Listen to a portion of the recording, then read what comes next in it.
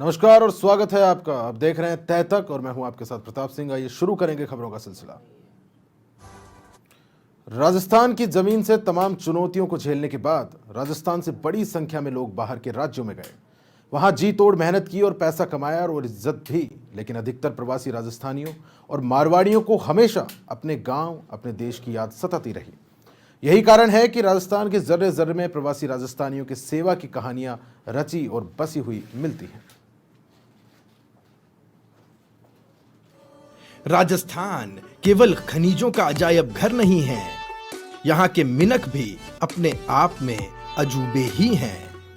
बात स्वाभिमान की आ गई तो घास की रोटियां खा ली पर झुके नहीं। शरणागत को अभयदान देने की बात आई तो 16-16 बार ऐसे आताताइयों को माफ कर दिया जिन्होंने एक मौका मिलते ही आंखें फोड़ डाली। सतीत्व की रक्षा के सवाल पर 16,000 ने अग्नि कुंड में आहुति दे दी। लुटेरों की उस पवित्र राख को छूने की हिम्मत भी नहीं हुई तो ऐसे भी हुए जिन्होंने आदमी तो आदमी पेड़ बचाने के लिए भी अपने सिर कटा डाले। तो फिर कभी कभी हैरानी होती है ये देखकर कि स्वाभिमानी और परोपकारी लोगों का चित्रण कंजूस लाला और रसूखदार अत्याचारी के तौर पर कैसे चित्रित हो गया, और करने वालों ने तो किया सो किया ही। इसके खिलाफ कभी किसी ने आवाज क्यों नहीं उठाई? हम पुरानी फिल्मों को उठाकर देखें, उन फिल्मों में अगर टोपी लगाए कोई रसूखदार इंसानियत से परे किरदार दिखेगा तो वो मारवाड़ी ही बोलता नजर आएगा। जाने हिंदी फिल्म इंडस्ट्री को उन राजस्थानियों में जो इस देश की हर छोटी बड़ी जगह पर मंदिर, अस्पताल, धर्मशाला बनाने में लगे रहते हों, केवल ये रसूखदार कंजूस सेठ ही क्यों नजर आया? सूदखोरी और कंजूसी के अलावा राजस्थान की दूसरी छवि जातिवादी अत्याचार के इर्द गिर्द बुनने की कोशिश की गई। राजस्थानी कथानकों पर बनने वाली फिल्मों में एक प्रभावशाली जाति का दूसरी दबी कुचली जातियों पर अत्याचार फिल्मों के लिए पसंदीदा मसाला रहा है।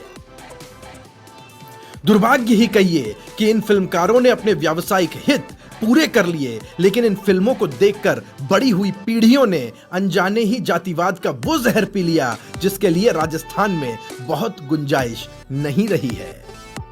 जहां देश में ऐसे भी राज्य हैं जहां दलित को महादलित में वर्गीकृत करना पड़ा, वहीं राजस्थान में गांव के बच्चों के लिए सभी बुजुर्ग काका और बाबा ही हैं। चाहे वो किसी भी जाति के हों, तो ये माना जा सकता है कि राजस्थानियों के श्रम और कौशल को न तो सिल्वर स्क्रीन पर सही जगह मिली और ना ही कथा कहानियों में।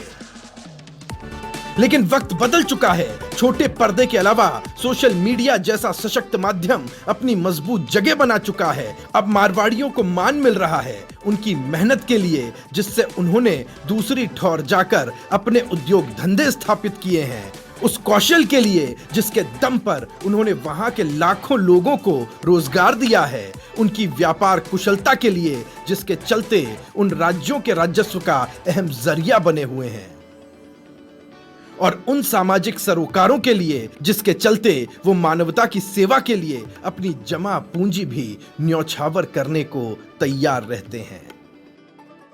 मदर इंडिया का साहूकार हो या मिस्टर इंडिया का बनिया, फिल्मी पर्दे पर हमेशा राजस्थानियों और मारवाड़ियों की एक ऐसी छवि दिखाई गई, ऐसे प्रेजेंट किया गया जैसे उनमें कोई दया नहीं हो, कोई मानवता नहीं हो। मारवाड़ी समाज ने कभी इन बातों को लेकर विरोध दर्ज नहीं करवाया, बल्कि हमेशा सेवा करते रहे। उन्होंने समय अपना सेवा में लगाया और चाहे स्कूल हो, चाहे अस्पताल हो, चाहे मंदिर हो, इस निर्माण में अपनी जेब से जो कुछ बन सकता था वो सहयोग करने की कोशिश की। उम्मीद की जानी चाहिए मारवाड़ियों को लेकर, राजस्थानियों को लेकर रुपहले पर्दे पर जो स्टीरियोटाइप क्रिएट किया गया है वो वक्त के साथ खत्म होगा और उनकी जो असल छवि है वो दुनिया के सामने लाई जाएगी। राहुल अवस्थी, समाचार प्लस, जयपुर।